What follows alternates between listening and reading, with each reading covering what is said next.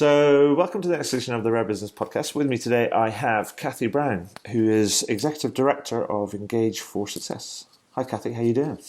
I'm doing very well, thank you, Adrian. How are you? I'm splendid. So, Executive Director of Engage for Yes. Success. First of all, Executive Director, that's like the all-powerful, almighty sort of position, I guess. Well, I like to informally call myself the goddess of everything, because what it actually means is in a tiny organisation, I do everything. Very good. So to tell us a little bit about not kind of the Executive Director title, because I'm pretty sure that's something that it's either been given to you, you've made it up, and it probably changes on a week-by-week basis, or possibly on a day-by-day basis. But tell us about Engage for Success and kind of and about you and how you came to it and what sort of work that Engage for Success does. Yeah.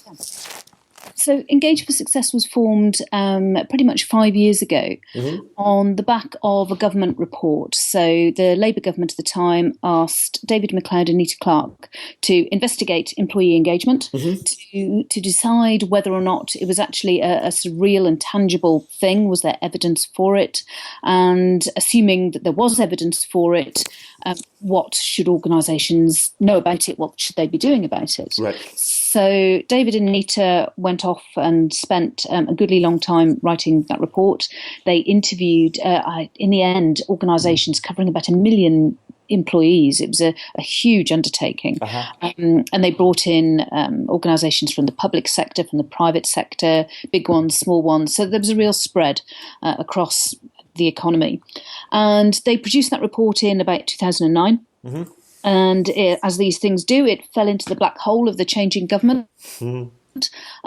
Luckily for us, it was pulled out again by the coalition government, because the topic itself has always had really broad cross-party support.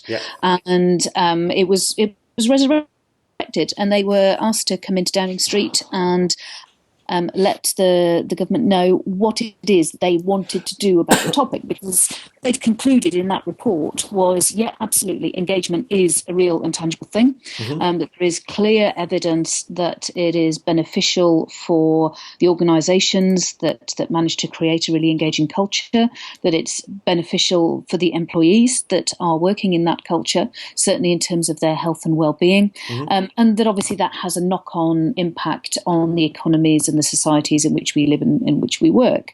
So their primary conclusion was, everybody kind of gets that it's a good thing. Nobody really quite knows what to do. Right. And that was sort of their premise. And so, they potted off to Downing Street and were given a magic wand to say, yes, right, go away and do whatever it is that you want to do to make sure that people do know what to do about engagement. Right. And David and Anita did not want to set up a sort of government committee. They didn't want to run a commercial organisation. They didn't want to run a marketing campaign. And what they did, and what Engage for Success is they set up a social movement. So we're funded by and run by industry. We don't receive government money, so we're not a government organisation in that sense, but we receive considerable amount of support in the sense of their power to convene and that type of thing, and the interest that we still receive at a government level. And the whole point, really, of the movement was to provide a place where anybody with an interest in engagement, at whatever point they were coming at it from, if they were coming at it organisationally, if they were coming at it individually, if they were a leader, if they were a manager, if they were in HR, if they were comms, if they've got engagement in their title or not, so that all of these people could meet like-minded people to talk about the challenges that they all experience, to really push and drive thought leadership in this area, and to share all of the great practice that's already out there in terms of good management, good leadership, good working practices, engaging cultures, because these things are not new. But there's a whole point there about sharing them and making them really accessible to people and connecting people together so that they can get the help that they need at whatever level they're at within their organisation. So that's what the organisation itself does. We are a completely, apart from myself, a volunteer and secondee organisation. So we receive a huge amount of support from the organisations that get involved with us. And I myself my original connection was when I was working for BT, British Telecom, engagement very high up on their agenda. And they've been involved in the original report, and we received a secondee request into our talent pool from David and Anita at the very start. And I was hugely lucky to be seconded by BT for 2 years to help set up Engage for Success initially, which was an amazing professional experience for me. And that's what a number of our people do. So they're seconded in from organisations for periods of anything from 6 months to a couple of years. Can be full-time, can be part-time. And we have a vast amount of volunteers that work on our thought and action groups where we're doing research or we're doing very practically based, supporting people with case studies that we can then spread through the website, all of that type of thing. Okay. So, and I sit there and I have my fingers in all the pies and go out and fly the flag for engagement and Engage for Success a lot, which is where you and I met, obviously. Yes. And generally keep all the wheels turning. Very good. Now, so like you just alluded to, we met at a recent employee engagement sort of summit where we had a bit of a mutual and sort of like-minded rant at each other. We did. But first of all, I mean, I think that here's the thing. I mean, engagement's been on the agenda for some time. Yeah. It's a kind of funny old word. It's kind of whether you put kind of, I don't know, customer in front of it or employee in front of it. Engagement is, what does it mean, and all these different things. But if we just take employee engagement, I mean, first of all, the data isn't great in terms of kind of what engagement is. But I mean, I think one of the first things we need to kind of better understand is like, what is an engaged employee? Because I mean, it seems to me it's kind of hard. I mean, this is almost my problem with it. It's kind of hard to land on a definition which is definitive. Yes. And I guess there's a lesson in that in of itself, is there not? There is absolutely. And I mean, we're in the very lucky position, I think, as Engage for Success, in that we are almost an umbrella organisation, if you like, and we therefore do not need to define engagement, and we've chosen not to. Right. So we would say that we accept. Well, when David and Anita were writing the original report, for instance, I think they stopped counting at about 54 different definitions of engagement. Yeah. So we can say we accept all of your definitions. Broadly speaking, there are some similar characteristics around words like organisational commitment, around health and well-being of the employees, that type of thing. But it only really becomes important to define it, and I think you define it within your organisational context if you want to try and measure it. And at that point, obviously, you need to define what it is that you are measuring. But engagement can be a hugely individual thing, because essentially we are talking about how people feel, yes. Which is subjective rather than objective. And obviously within one particular organisational culture, depending on your cultural fit and your personality, you might find that more or less engaging, depending on what you are like. But what I generally tend to say to people is, of course, as people, we don't actually wake up in the morning and go, do you know what? I feel really engaged today. We wake up and we think, do you know, I'm really looking forward to being in work today. We're getting some great stuff done and I really enjoy my job and I enjoy my colleagues. Or if we're not so happy at what we do, we say, do you know what? I want to stay in bed for another half an hour. And actually, I feel really a bit ropey about going into work because I'm not enjoying it and my manager's a bit of a bully, and that's disengagement, and it means that we don't really care about the organisation that we're working for or the product or service that we're selling, or even potentially about our relationships with our colleagues. But does that not but it's also, sorry, I mean, just to interrupt, does that also then not mean that, so if we don't, I mean, and I agree with this, we don't wake up and go, I feel engaged. It's because it's a product of what we do. Yes. It's an outcome.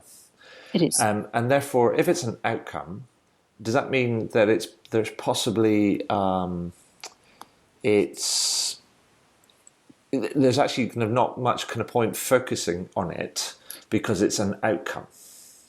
I think it can be counterproductive. One of the things that we talk about sometimes is transactional levels of engagement. Yeah. And the vast majority of companies do actually fall into this bracket. There's some research by the CIPD that suggests that about 75% of organisations are in this transactional engagement bracket. Right. And it tends to be where their focus on engagement is based around use of a survey and the output of that survey, and sort of dealing with that in action plans and that type of thing. Is that But not there's kind of no like, but is that not almost kind of go back to kind of like, I don't know, like Hertzberg's kind of like, you know, hygiene and motivation kind of factors, the X and Y sort of theory, you know, back in the day. Yeah, that's a level almost below that as well. If you're not getting those things right, then you know, you're going to struggle to do anything else that will give you any meaningful form of creating an engaging culture. I guess what I meant was that if some, you know, so you're saying that 75% of those kind of companies are potentially addressing engagement, like more like a hygiene factor, yes, and therefore it's like it's just really kind of at a rudimentary level on any of the sort of missing the target, really. And the attitude is almost that engagement is something that you do to people. Yes. You know, we are going to engage you as a workforce. That type of attitude, and as you can appreciate, the moment I say it in those terms, people immediately feel, well, I would like to see you try and engage me. You know, that's our instinctive response to something like a sort of heavyweight engagement program, or whatever, or the feeling that we're being done to, as it were. Whereas the companies that really approach this, I think, in the most sustainable way and the better way, are the companies that are simply thinking about how do we embed engagement so that it's simply how we are. This is how we do business. This is what we're like every day. It's not something that we do to people for a while in an attempt to elicit a particular response. It is simply how we operate on a day-to-day basis. And that tends to be where we see the sustainable, high-performing, highly engaged cultures coming out. Perfect. I mean, I think that's sort of exactly what we talked about. I mean, when I was at the conference, I was speaking about, I talked about a number of different case studies about companies using what I termed I feel like for the benefit of the conference is using kind of keystones. This is this foundational thing, or this kind of bit that kind of holds everything together. This is your focus, and it's you know, and some companies use it to give them focus, allows their kind of their people to coalesce around, as it were, because it's like it's something, it's the thing that holds it all together. Absolutely. But and some companies actually measure engagement on the back of that, and some of them don't, because actually to them it's not the point. Absolutely right. And one of the things that people will find if they go and have a look on the engageforsuccess.org website is the 4 enablers of engagement, and these were identified in David and Nita's original work, and have been very much borne out by all of the work and the case studies that we continue to do. And essentially, there are 4 great lenses through which to view your culture and your organisation. And if these things aren't present, in general, you are not going to be achieving sustainable and good levels of engagement within your people in your workforce. And the first one is the ability to have a story of the organisation that allows people to connect to it at an emotional level. So they feel purpose, they feel meaning, they feel a sense of their part in the journey and the story of that organisation. So it's not so much a strategy per se, but it certainly has the context of understanding where the organisation is going, but also where it's been. So that's a very important part of it. Your managers need to be able to manage well. And, you know, culturally in the UK, we still tend to hugely ignore the fact that management is a skill that mostly needs to be learned. We don't do it intrinsically. We have to be taught how to do it well.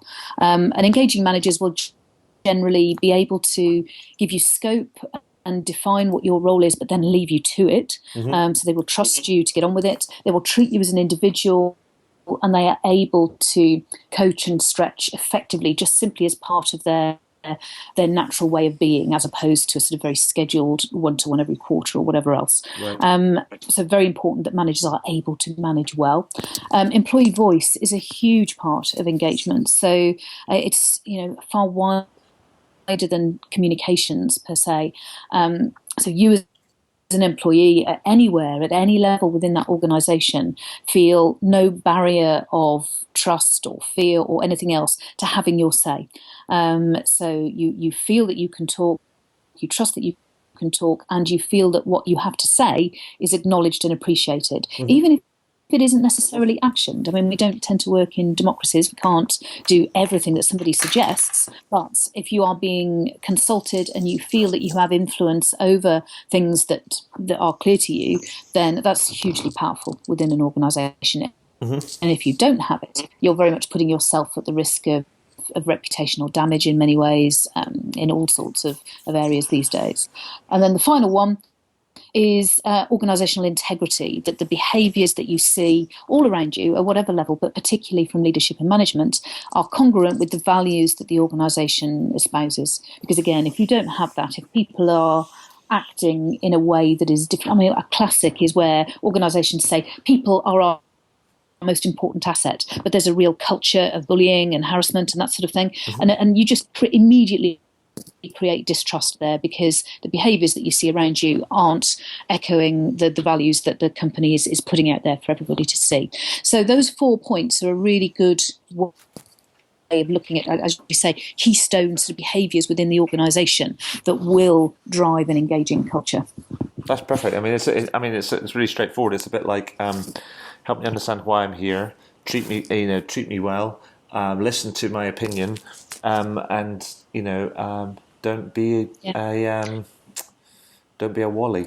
Yeah, absolutely. And do you know what, Adrian? I mean, I quite often stand on a conference platform and I say, this isn't rocket science. We do actually know all this stuff. Yeah.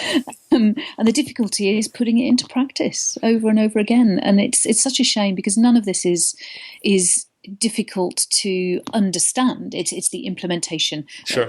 Within organisations that becomes more difficult. So who do you, I mean, through your kind of like work and things, and I was using different sort of stories to highlight different sort of people that are doing different approaches, as it were. I mean, what from your work have you seen that you think this is a great example of a firm, an organisation that is putting all these lenses, has found their balance? Because I think that's the point. It's like no balance is the same. It's not the same balance for everybody. People have different sort of mixes, as it were, of these 4 things. They do, absolutely, and of course they use different language around them as well. So we use a particular set of words to describe them, but again, we very often say, just think about what the concept of this is, because the likelihood is that you call it something different within your organisation. There's one of our at the core of Engage for Success is a task force of the companies that originally got together to start it off as a movement, and they tend to be our corporate donors, and they tend to be the people who have the most to do with giving us secondees and all the rest of it. But one of those organisations is BAE. Okay. And they've taken almost lots stock and barrel, the 4 enablers and some workshop models that we developed a few years ago, and they use that internally to teach their managers about engagement and to drive the sustainable building of an engaging culture. And they've had some great success. And one of the things that they do that I think is sensible for any organisation looking at this to do is decide what it is that you're actually trying to influence. So what are the business metrics that you want to change? Yes. And look at it in that way. And again, that takes you out then of this funnel of it being an engagement program, or simply trying to influence engagement scores on a survey, and actually it puts you into the better role of what is it that I'm trying to improve about my business. And the research suggests that obviously engagement can influence health and well-being, certainly health and safety, and retention levels, absenteeism, profit, revenue, efficiency, all of these business metrics, customer satisfaction. I mean, the one we were particularly interested in at BT, all of those things can be impacted affected by increasing levels of engagement.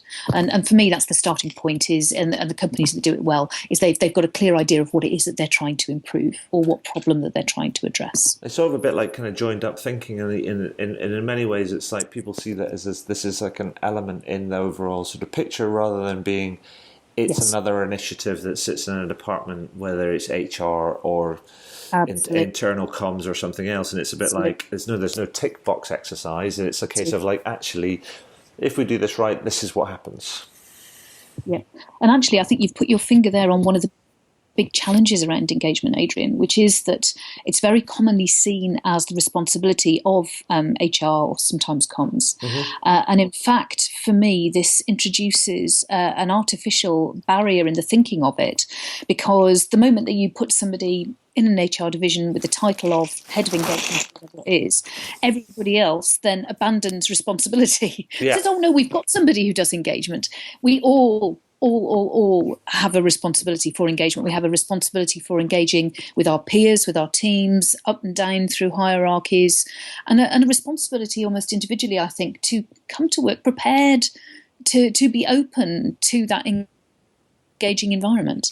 But it's everybody's responsibility. You know, it's not the responsibility or accountability of the person who has it in their job title. But I think one thing I would add on that is that I guess it's a two-way thing, is that we actually have to we need to engage with those people around us, and I feel like and be better managers and be better sort of like team players and so on and so forth.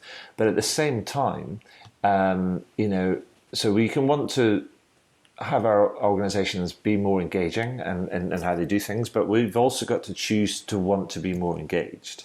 Yes. And because it's like it comes to this thing, it's a relationship thing, right? Is that you can lead a horse to water or camel to water or whatever, but you can't force it to drink. And this is this is kind of one of the kind of problems where you get back, and we go back to almost the beginning of the conversation, where it becomes that there's too many people that are doing engagement in terms of a more a transactional model, where it's something they're doing to people, and that's kind of hence why the needle just doesn't seem to be moving on some of these numbers. Yeah, absolutely. Okay, so is that then, because I mean the employee engagement thing, the Engage for Success in the study and everything has been around since was it 2008, 2009? I mean, and it's been around. It's been as an issue. It's been talked about for much longer. I was like Gallup has been kind of monitoring this for the last 15 years or so, and so I guess it's there. But I guess is the big challenge, the next thing on the employee engagement agenda, is it that people need to start seeing it as in a joined up sort of way? It is. I mean, we're doing a piece of work at the moment, which is sponsored by Oracle. We're doing it with Ashridge Business School. Some really in-depth research into the barriers to engagement. And for me, this is the big understanding that we need to come to is why those numbers really aren't moving. I mean, Gallup suggested recently that they're starting to see perhaps an increase in levels of engagement, but it's pretty tenuous at the moment, and certainly levels tend to remain fairly flat. Yeah. And so absolutely, I think this is the point that we now need to understand is what's getting in the way. Okay. And I think that would be fascinating. So the work we're doing will be headlining in the autumn and published at the end of the year. Perfect. Well, I mean, do let us know kind of like, what you find out with that, because it does seem to be the thing is that there's a lot of people kicking the football around, but not many people knowing how to play football. No, and you can have wildly differing levels of engagement within parts of organisations. So it's just understanding the factors that are underneath that and what is making the difference between an engaged team and a disengaged team within the same environment. Sure. So I think we should have some really, really interesting stuff from there. Perfect. So that's all fascinating. Now, I wanted to ask you something while I have you on the line. So I think you know, but I'm going to tell you anyway. So I recently published a new book called How to Wow. And that was towards about the beginning of April. And I wanted to, what I've started doing is to, every now and again, is try and get other people's take on what does wow service or wow experience kind of mean to you from your perspective? So what do you think? What does it mean? What's the headline?